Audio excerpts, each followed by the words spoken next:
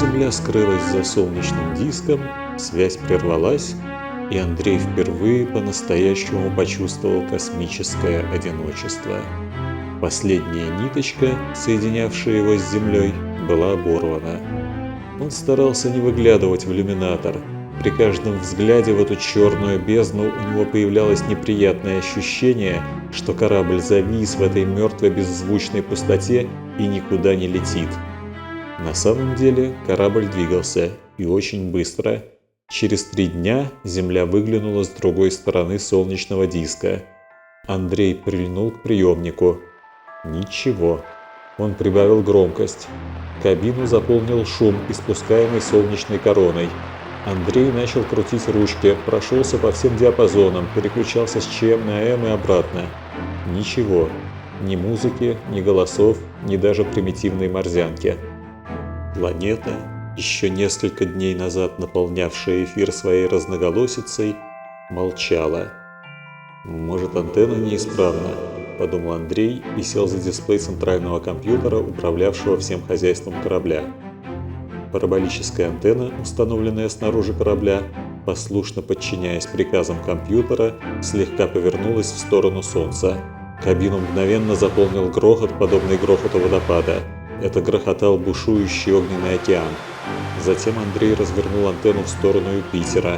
Послышались загадочные свисты и завывания. Это пели заряженные частицы, попавшие в ловушку мощной юпитерианской магнитосферы. Время от времени их пение заглушали мощные разряды. Под покровом облаков, укутавших Юпитер, никогда не прекращалась гроза. Антенна работала.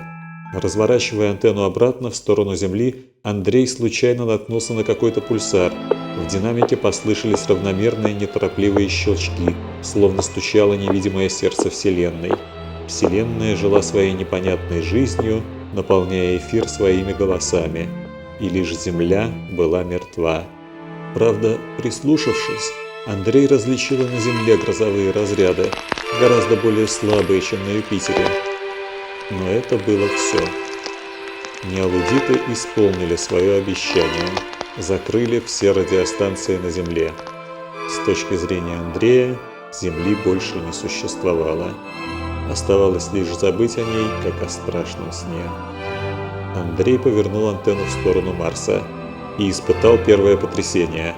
С точки зрения радиосигналов искусственного происхождения, Марс оказался единственной обитаемой планетой Солнечной системы. То, что он услышал, было похоже на голос джунглей, когда одновременно поют все птицы, визжат все макаки и трубят все слоны. Прежде всего, было слышно очень много самой обыкновенной морзянки, передаваемой с самыми разными скоростями. Но на фоне морзянки были слышны и более экзотические звуки, очевидно представлявшие какие-то хитроумные системы кодирования секретной информации. Это было неудивительно, если предположить, что на Марсе по-прежнему шла война между двумя армиями роботов. Где война, там и шифрованные сообщения. Андрей покрутил ручку настройки. Везде одна и та же картина. Все диапазоны забиты радиосигналами до отказа. Он уже хотел было выключить радиоприемник, но тут вдруг испытал второе потрясение, гораздо более сильное, чем первое. Ему даже показалось, что он бредит, что это галлюцинации.